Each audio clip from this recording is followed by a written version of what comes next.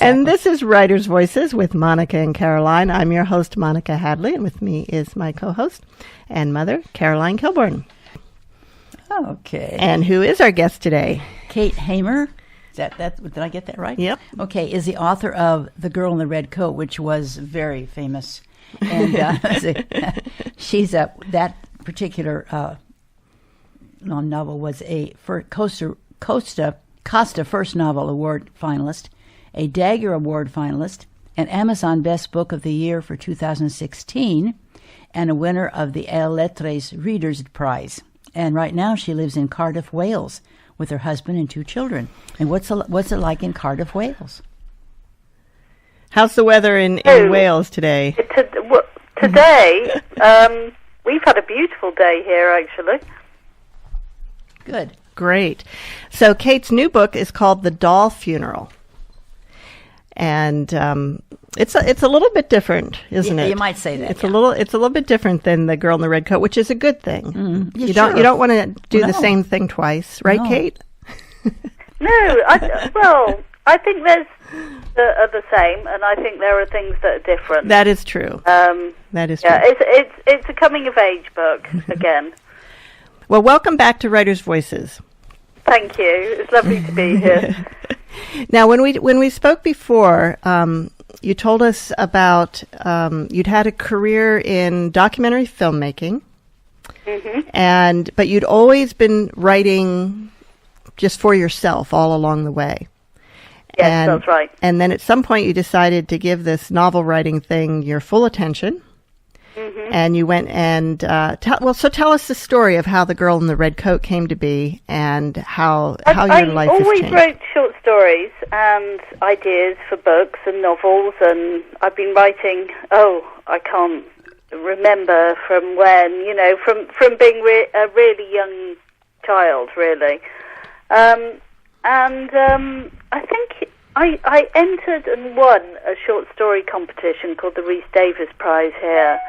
And I think that gave me a lot of confidence to continue with it, because I think you need, as a writer, you do need some kind of validation that what you're doing is, that it's got some merit to it, I suppose. So that was a big turning point for me.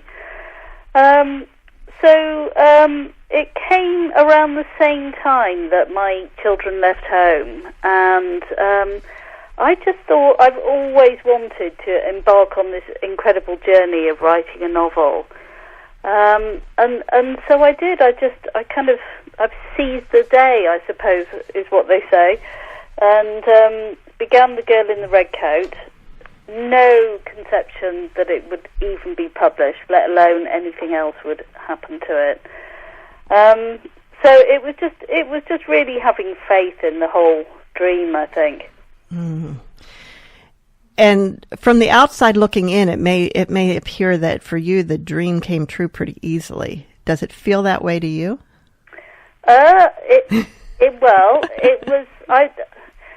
Both, really. I think I've been lucky. I do. I've had a lot of good people that have, supported the book and who've helped me. But on the other hand, I think the more I talk to everybody that's been published, the route to publication is always very circuitous and takes lots of twists and turns, and mine certainly has as well. And I think it was really just sticking with the faith of wanting to write a story that absolutely burned passionately within me that kept me going. And so I wouldn't say it was easy.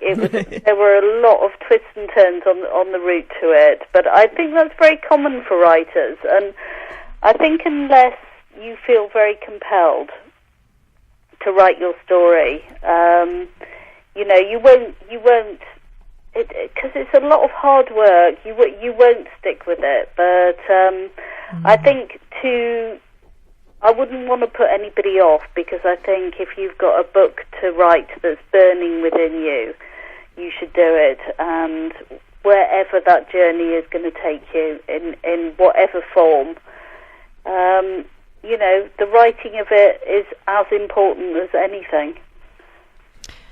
That is very true, and that's part of why we have this show.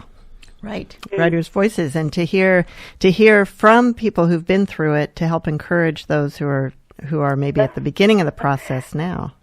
Yeah. And I think I write to have readers. Of course, you want to connect with people and to have readers. But I think in the first instance, I know Stephen King. I don't know if anybody's read his book. Listening, it's called On Writing. Oh, it's yes, absolutely, probably the best thing I've ever read about writing, and I feel that he just tells it as it is. And he talks about writing. He talks about writing being in two phases, writing with the door closed and writing with the door open. So the first phase, which is very much how I wrote both the novels, is you totally immerse yourself in that world, and you write as if nobody is ever going to read it. It's your own world that you're curating and creating.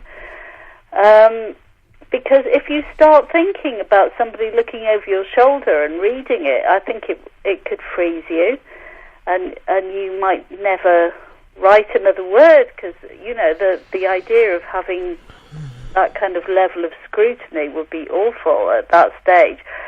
So, but when you've written your first draft, I think then is the time to let the world in and think about your first reader, whoever that is, and about starting to look at it with a more critical eye. But people that are writing, and I'm sure they already have, but if they haven't, I would thoroughly recommend the Stephen King book. I'm looking at it on my shelf now.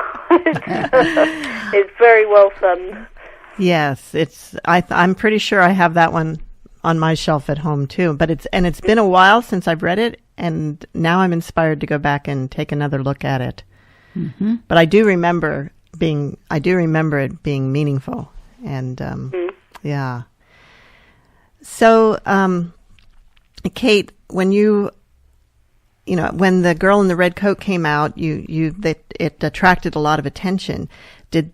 How did that affect your ability to move on and write the next book?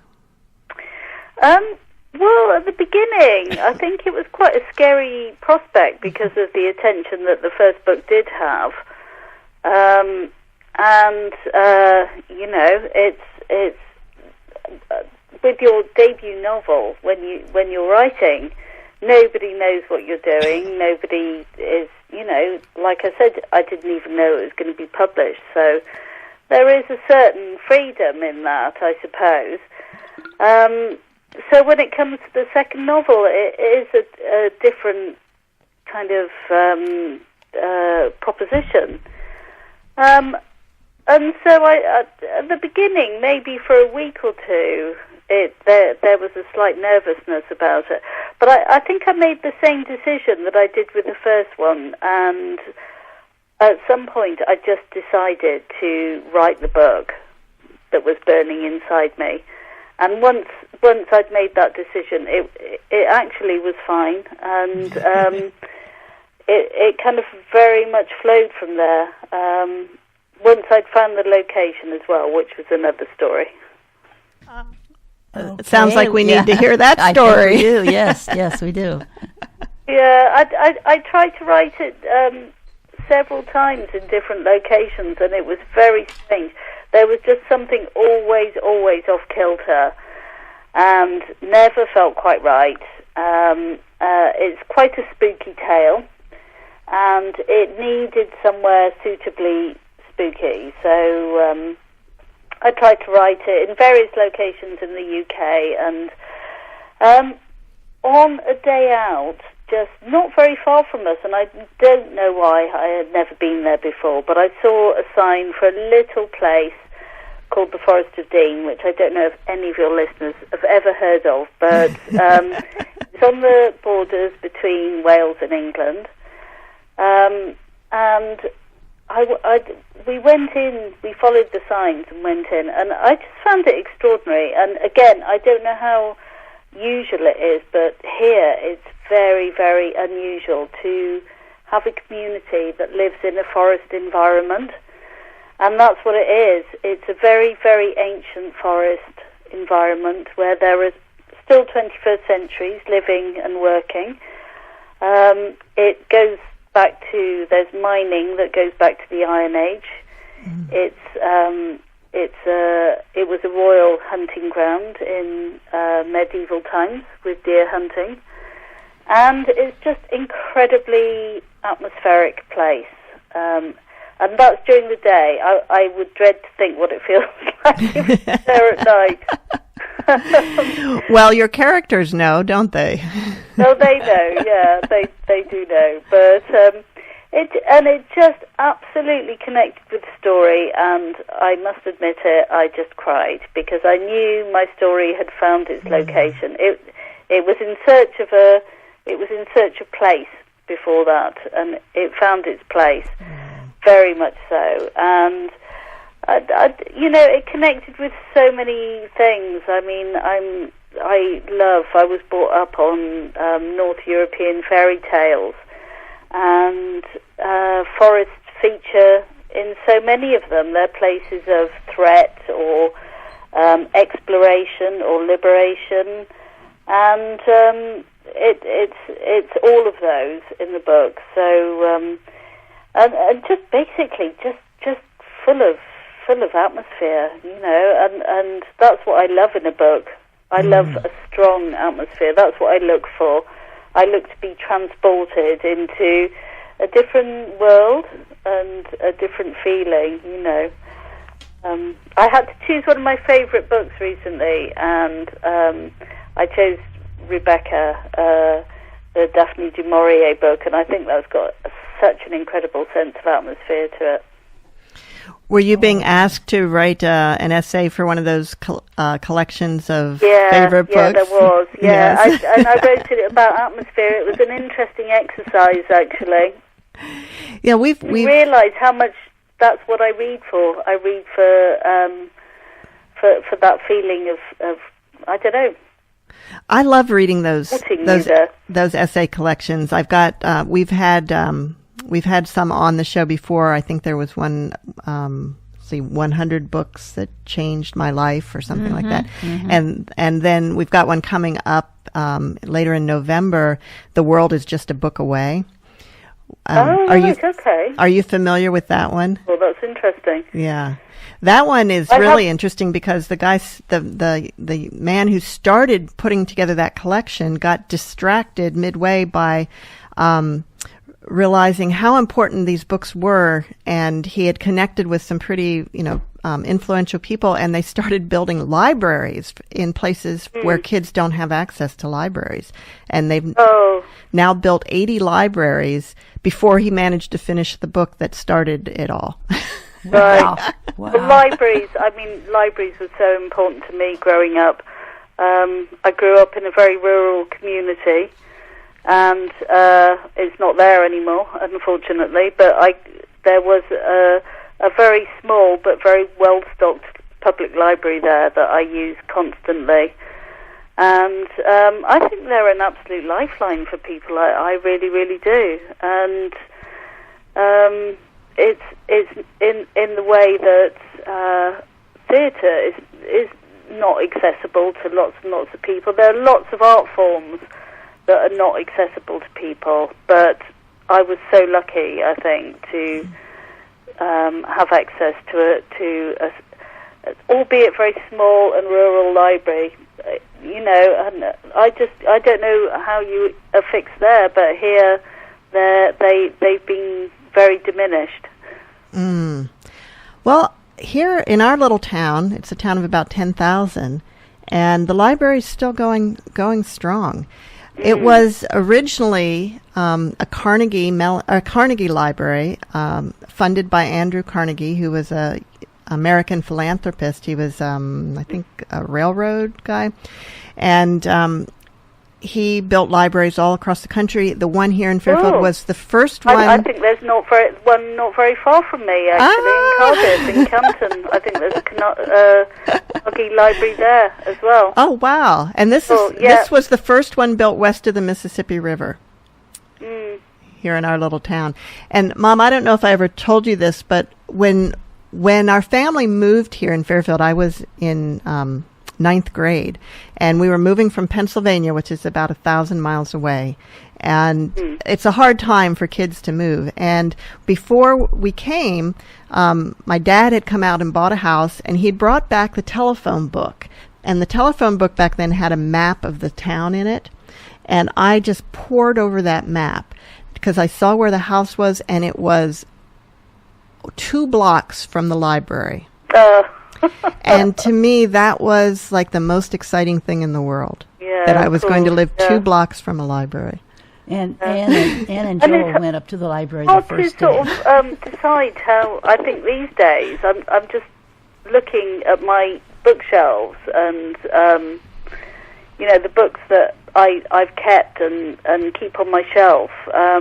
Do you read on Kindle as well? Have you gone that way? Yes, I do. You do? Yes. Right. Yeah. I haven't quite made the leap to Kindle. I do both, and there are times when I definitely prefer the physical book, but when I'm traveling, obviously the Kindle, because I can have as many books as I want and not have to lug them around. Yeah. That's the beauty of it. You're listening to Writers' Voices with Monica and Caroline, and our guest today is Kate Hamer, author of The Doll Funeral. Which is very appropriate for this time of year. Halloween. This is coming. a good Halloween novel, isn't it? Yeah, I think it is, yeah. Yeah, it is. Now, The Girl in the Red Coat was spooky in its way, but it wasn't supernatural, whereas this one you brought in the element of supernatural. What led you to do that? Was there something that inspired that for you, other than Stephen King? I think The Girl in the Red Coat, there is a very slight supernatural feel to it, more than anything else. It's something that interests me. Yeah. I wanted to write a book, I think, with The Doll Funeral that is as much, it's about family. It's about the idea of the past and whether we can ever free ourselves from the past and create our own futures and also maybe kind of choose our own destinies and choose our own families. So Ruby, my hero in the book, that's just what she does. So the supernatural is a very good kind of way of doing that, because she's haunted literally and figuratively by her past, and she has to make the decision whether she goes forward and tries to break free from that. So it's a real thing in the book. There are unquiet spirits that walk, but it also poses the question that are we always dictated to by what's gone before? Can we choose new futures for ourselves? I had something I was really fascinated by, which was the idea that, I knew my grandparents. I was very close to my grandmother. I didn't know her parents. I knew their names. But beyond that, I have no idea what they were called, who they were, what they did. And beyond that again, 3-4 generations back, I really don't know. And I just I had the idea of how much still those people that I have no conception of who they were or what they were called are possibly still influencing me and my children, whether it's through ideas, whether it was the way they brought my great-grandparents up, which has come down the generations, whether it's gestures or whether it's genes or even a turn of phrase or something like that. So the sense of the past really permeates this new book, and there's because it's in a forest environment as well. One of the characters says, "Who knows what's out there, being buried year on year by another layer of leaves?" And my hero Ruby finds out on her 13th birthday that she is adopted, and she decides to go in the quest of her real parents. And because of that, she starts uncovering all this stuff, all this buried stuff from the past, and all these secrets. And it's not always pleasant what she finds. No, but I think journeys like that are always going to be slightly dangerous, and when you start rooting around like that, one never knows what they're going to find, I think, and that's very true of her. She finds out on her 13th birthday, as I said, that she's adopted, so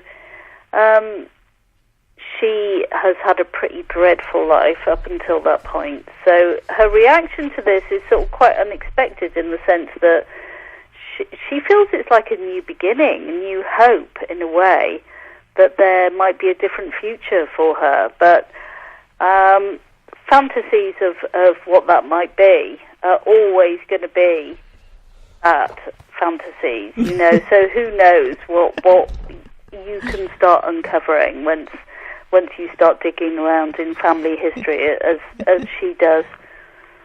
My mother's chuckling. She may be remembering one of my brothers who at some point was sure he was adopted. Yeah. and probably had some fantasies about what his, who his real parents were. I think it's quite a common fantasy, actually. It's particularly, you never know. You think it might be a princess, I suppose, and all sorts of things. Yep. I assure him he was not adopted. Right, because Mom already had 2 children under 3 at the time he was born. No one in their right mind would adopt a baby with two kids under 3 in the house. Oh my goodness! No, you wouldn't. Well, Kate, how would you like to read from the novel so we can get an idea of particularly the atmosphere of the story? Should I read?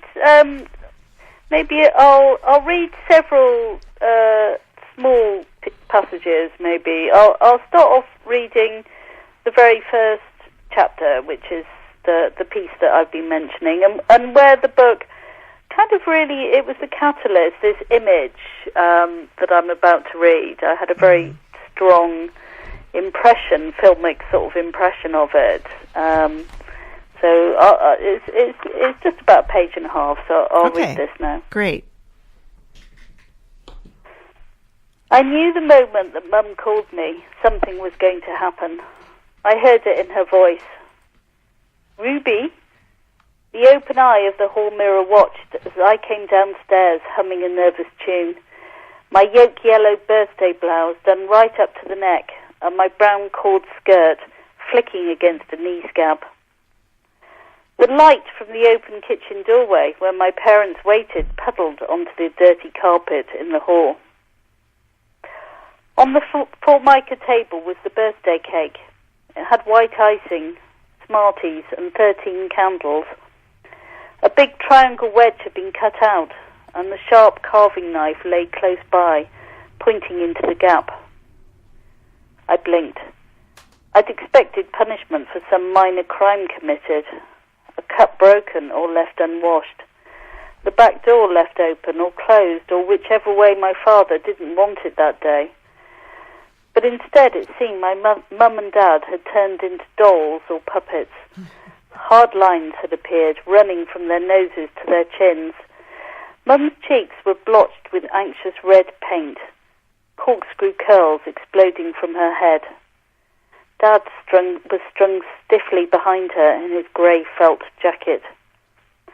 His arm came up and swiped at his nose. Mum jiggled, her shoes clacking menacingly on the lino.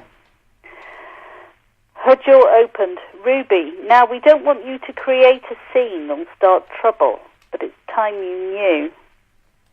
From behind her, Dad said, in that furred-up voice of someone who's kept quiet for a bit, yes, 13 is old enough. On the cake between us, the Smarties had started to leak sharp colours, as if they were flies that had got trapped there and were now slowly bleeding to death. Ruby, there's something we've been keeping from you all these years, Mum said. She paused, then spoke in a rush. It's that you're not our natural child. We didn't give birth to you. Which explains a lot. Stop it, just for this once, Mick. Leave the girl alone. She turned to me. Ruby, you were adopted when you were 4 months old. You are not our child. Do you hear me? She turned. Honestly, Mick, I don't think she's taking it in. But I was.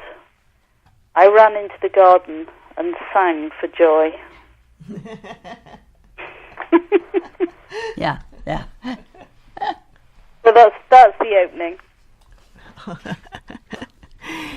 Yes, and you mentioned that Ruby's life was pretty miserable, and I think even in that very first early scene, you can see that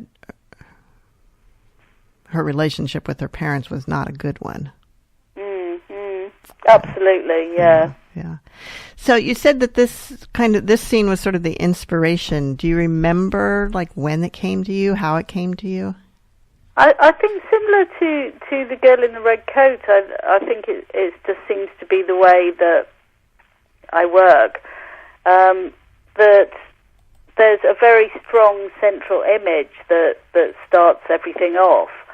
For the first book, it was just that kind of idea of a young girl standing in a forest alone. She's wearing a red duffel coat and she's lost, and the forest dark behind her. And it was the kind of mission in that book to find out what had happened and why she's lost and why she's missing. And the same here. It was this opening scene was just an image that sort of plagued me, I suppose.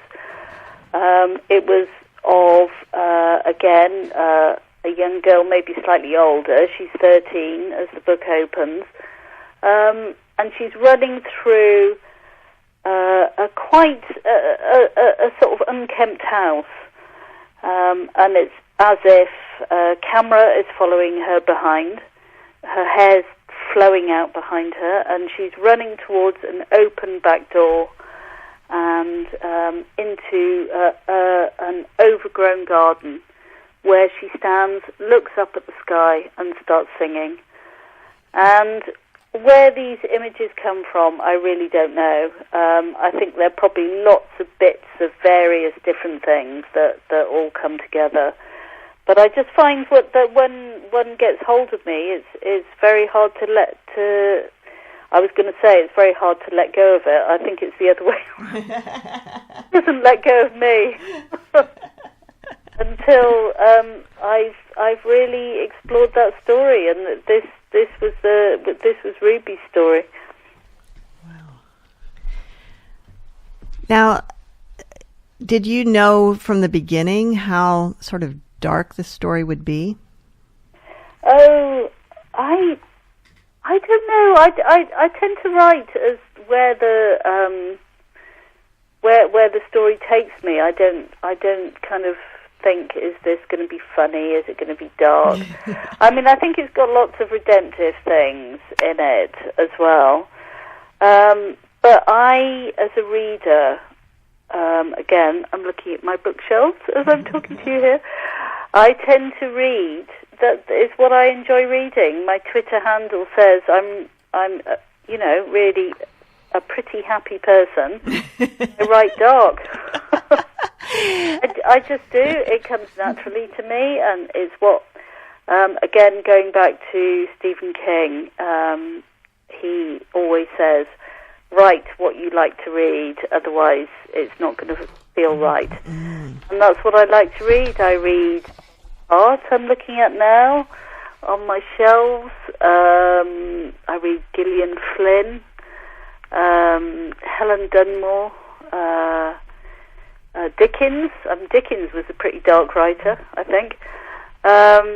Philip Pullman, and but I don't like unrelenting misery or darkness. I like the fact, and I think to me that reflects life. That there's all shades twisted around in a kind of plait, in a kind of braid, I think you call it there. So there's a little bit of everything. There's a strand of light and a strand of grey and a strand of dark, and I think that's true of life, really. So I'm just hoping to reflect that, I think. Now, definitely in the doll funeral, adults are not very reliable. No. No. No, they're not. And actually, Ruby's story is based on somebody I know very well, and who had a very similar childhood to Ruby's, and who I had long conversations with. I mean, all the details have been changed, all the factual stuff, but the kind of emotional resonance, I hope, is very authentic there for anybody that's reading it. And no, adults are not reliable at all. She again, it's that theme of forging your own identity, and she decides very early on that's what she's going to do, and she's going to make her own mind up about things. I very much wanted to write a character who was despite everything, who was brave and feisty and often had setbacks, but it didn't completely rule out her taking the path to sort of discovering herself and her own strength. Kate, I'm curious how your children react to the things that you write. Well, they're both grown up now, and I think they're slightly bemused. They're proud at the same time. I think they're a bit like, what's Mum gone and done now? But no, I think they're pretty proud, But I think there's always going to be and that's another thing with writing. I would say to people is that you've got to do your own thing. You can't worry too much, and just do it because your family will be pleased with you and be proud, So they're not like, I never knew you had this in you, Mother. I think they always suspected. Oh, yeah. Well, certainly the I'm sure they suspected the part about you being a successful writer, but about the darkness and the kind of the horror aspect of it, or did they suspect that too? It's true, and I really do feel that, as and writing now my third novel, it's that writing, the thing about writing with the door closed, and I think I try and write, particularly the first draft, as if nobody's looking, because that's the only way you can do it. Otherwise you get so worried about what people might think or what they would say about it. The only solution that I can think of is that you do it as if nobody is looking and nobody's ever going to read, which of course is what you really want, is readers. So it's a bit of a dualistic thing that you're doing with yourself when you're writing. Well, a lot of children have imaginary friends. I had two imaginary friends, and do you remember their names? Yes. Polly and Donus. What were they called? Polly and Donus. A girl and a boy? I don't remember that. Well, Polly must have been a girl. Yeah. But what was Donus? I don't know. Who knows? I don't know. A name, or is that a made-up name, or? Oh yeah, it's a made-up name. A made-up name. Yeah. I don't think I ever knew anybody named Donus, but I played alone a lot when I was a kid. I had a lot of dolls, and I played dolls, and I think there's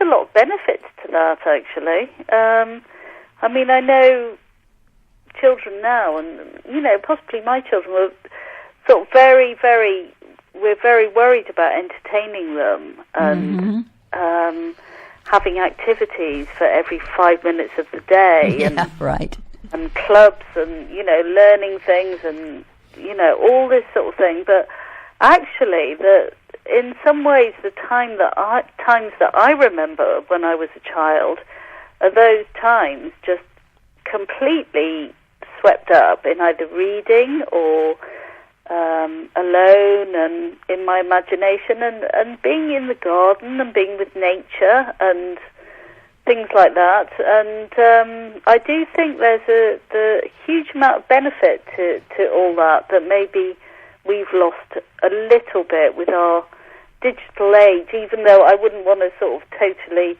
say how everything's dreadful now and everything was wonderful in the past. But I do wonder whether that those sort of those kind of lonely or alone times as a child are actually really good for us in some ways, and a lot comes of them. I agree. And you mentioned, getting out in nature, being in the garden, and children in a lot of communities in America, and I don't know if it's the same in the UK, don't go outside and play by themselves anymore because their parents are afraid of them being snatched. Even though I'm not sure it happens really any more now than it did then, but there's more awareness of it and more fear of it. And of course, that's kind of what the girl in the red coat was about. I know. I know. I don't quite know how to answer that one because, it's a dualistic thing, because I do think it's great for kids to be out there and to be grubbing around in the earth and making dens and doing all that sort of thing, and it's actually I think I grew up in a village as well, in a very small community, in a rural community, so maybe there was more scope for it in that sort of environment, because it was really important to me. And I think my books tend to be kind of books about rural life and rural upbringings as well. They're not big city environments. The locations of the books. Maybe in the future, maybe one day, but it is these small towns, small villages, and rural communities that kind of thread through them. You're listening to Writers' Voices with Monica and Caroline, and our guest today is Kate Hamer, author of The Doll Funeral, and also The Girl in the Red Coat. We talked earlier, Kate, about the publishing process and how circuitous it can be. Was it a lot easier for the second book? Well, it was easier because I don't know how it's done in the States, but here certainly it was bought. The Girl in the Red Coat was bought at the same time as, they call it a two-book deal. So you've written the first one, and they're wanting the second one as soon as the first one's been published. So in terms of publication, it was it wasn't totally different at all. It's the same publisher. It's Faber and Faber, who have been great. And I'm writing my third one now, and again, it'll be a Faber and Faber book. But like I said earlier, I think everybody's route to publication is very, very different. And there are lots of twists and turns in the journey before you get there, unless you're very lucky, which is quite unusual, I think, where it's all very, very straightforward. And in the U.S., it's published by Melville House. That's right, yeah. Yeah, and it looks like it was the Faber and Faber in the U.K. came out last February. That's right, yeah. And the U.S. Version came out in August, which is pretty quick. Pretty quick. Have you been published in other countries as well?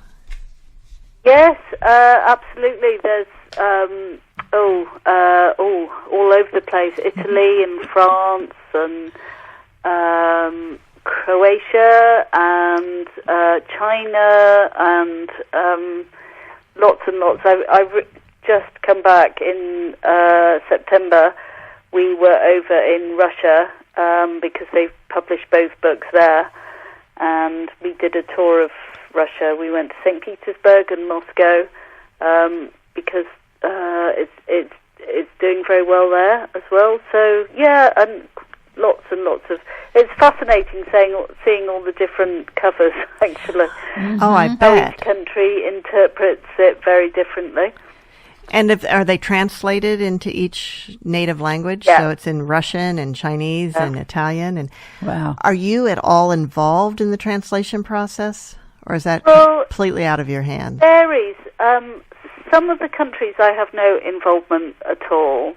Some of them, they send me lists of questions about the translation, which is really fascinating because it's just things that you wouldn't even consider or think about. Can you give us an example? Yeah, I was going to say it's just come out in Denmark. They've done a very beautiful cover, really gorgeous, and the translator had lots of questions to ask. But the one I remember is that it mentions Carmel in The Girl in the Red Coat mentions a puzzle, and she likens something to a puzzle, and the translator was saying, well, what kind of puzzle? You know, is it a jigsaw puzzle? Is it a certain type of game? And we had this conversation going back and forth for ages before I realised that actually in Danish, the problem is that there's no general word for puzzle.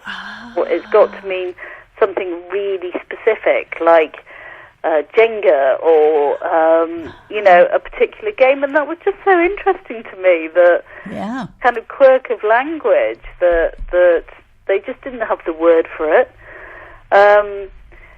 So we came up with a compromise, and it was fine. I don't know. That's the sort of thing I find really fascinating when you're being translated. You know, in the U.S., there's but there are people who self-publish. Is that a common thing in the U.K. as well? Yes, it is, absolutely, and sometimes really successfully as well. Yeah, it's. I think it's a really growing market to be self-published. From what I understand, it's easier if you're very, very strictly in one of the genres, like romance or thrillers or crime or something like that. I'm not sure if that's true, but that's what I've heard. But yeah, it's absolutely huge, and so I think publishing is an interesting thing. It's all mixing up at the moment. Yeah. It's all up in the air, with digital and with self-publishing and with traditional publishing, and and sometimes they go side to side. Like sometimes people who self-publish will be picked up by traditional publishers very successfully, and vice versa. So I think it's interesting times in publishing. It's kind of anything can happen. Was self-publishing something you ever considered? Well, I never went down that route, but it's something I would, it's certainly something I wouldn't rule out for the future, because I don't think we know quite what's going to happen, and I've seen people do really brilliantly self-publishing, so definitely never say never. Right. I've spoken to some authors that, were with mainstream publishers, but then they want to write a book that doesn't quite fit with that audience, and so they may turn to self-publishing for that book only. Interesting. That's an interesting way of thinking about it. I mean, even if you were doing it under a different name or something like that. Yeah. Yeah, definitely. Now, you mentioned that your books have been translated into Danish, and of course, I'm a big fan of the Scandinavian detective genre. Yeah, and the Joe Nesbo and Harvey Manking. I can't remember his first name, but anyway, and of course Stig Larsson. And your book has been compared to The Girl with the Dragon Tattoo. How did that feel when you read that? Well, I mean, quite extraordinary, really. But then so much, this publishing journey is just extraordinary from beginning to end. So, it things like that do feel incredible, because I mean, I just write every day. I just start with a blank page and write and do the best I can. You don't set out thinking that anything like that's going to happen. And once it does, I think maybe looking back in history, there's examples of people that the fame and the success kind of undermines their ability to write. But it sounds like you've really kept your feet on the ground. I really have, and I really feel that every day. I mean, as a writer, every day you're just facing a blank page, and that's the same for all of us as writers. Whatever happens going forward, it's a blank page every day. Well, what is your writing process like? What does it look like when you sit down? Do you, are you one of these get things out as quickly as possible? I try and write every day, 6 days a week. I have a day off on Sunday. And I like to work pretty early in the mornings. When I say early, it's probably about 8:30, 9 o'clock, that I get in front of the computer and start writing. I like to have a word count, because I just think that sets some kind of discipline for it. So on a really good day, I will write 2,000 words. On an average day, I will write 1,500. On a not a great day, I'll write 1,000. So I feel a lot of it is about, for me, is about discipline. Is that if you sit down and work, then something, you might not write might not be writing something amazing that's King Lear or whatever, but you're writing, and then you can go back and change it. You're not committed. I mean, I edit enormously. Do you edit as you write, or do you do an unedited first draft? Both. It's just, I think Hemingway said that writing is editing, and I write. I edit every day. I edit the last 3-4 chapters that I've written every day. So they all get edited. Every chapter will be edited, goodness knows how many times. Then once the first draft is finished, I will, oh, goodness me, I don't know how many times I will edit before my agent sees it. Maybe 14, 15. Whoa. Okay, tell me. I will work a little bit with my agent on it, and then it will go to the publisher, and then the editor will come on board, and we'll start all over again. So I honestly, and for anybody that's writing, I just, please don't think, every writer edits like crazy, and it's, in some ways, it's all in the editing. And I just think it's so important, and it's actually the fun part of it as well. I think so too. I was wondering if you... I don't know why, it's fun, because it's tweaking and changing and refining and, all of those things. Do you have the ending in mind when you start the story, or does it develop as you... Yeah, I seem to have come to a kind of system, actually, where, well, system would be to give it too grand a word, I think.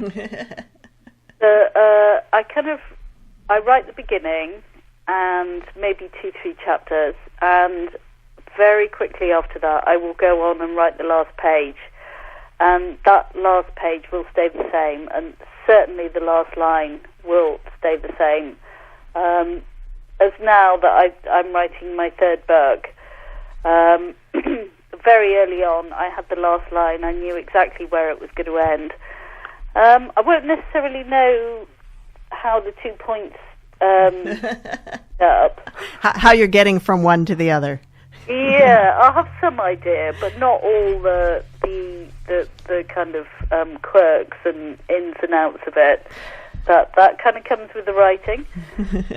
But I will definitely, and I always liken it to being in a boat in dark waters, and there's a lighthouse in front of me, rowing towards the lighthouse, and I can see where I'm heading, even though I'm in dark waters, even though I'm not quite sure how I'm going to get there, maybe. Kate, before we run out of time, could you read another short section from your book? Yeah, sure. I think I'm going to read a little bit, again, of Ruby from near the beginning of the book. And like I said, she hasn't had a great upbringing.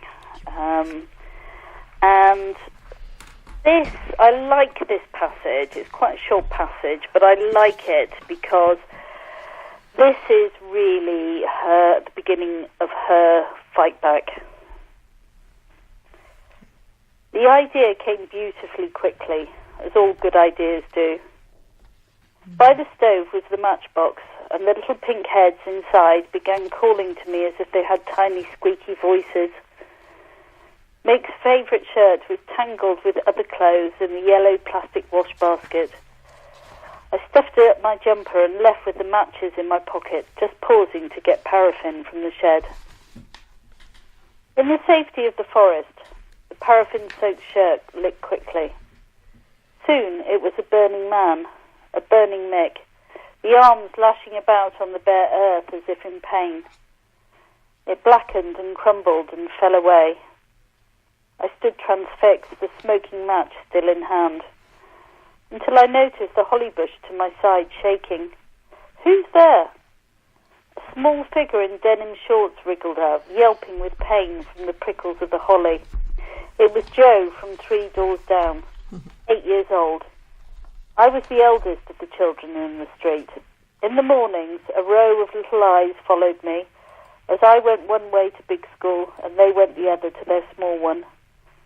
Joe, like the others, looked like a forest child with scratched legs and slightly greasy hair. A holly bush isn't a good place to hide, I said. He stood there chewing, and the sweet smell of bazooka bubblegum wafted over. What are you doing? He asked finally. I'm burning my dad's shirt because I hate him, but you mustn't tell, promise.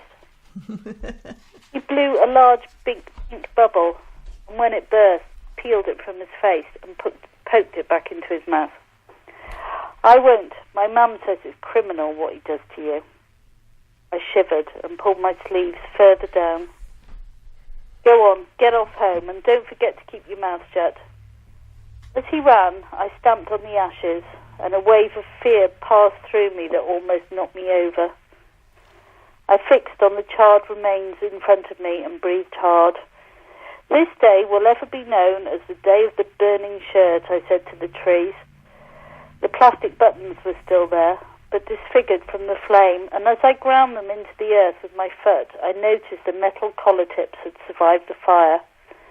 They were still hot to the touch and burned my fingers as I put them in my pocket.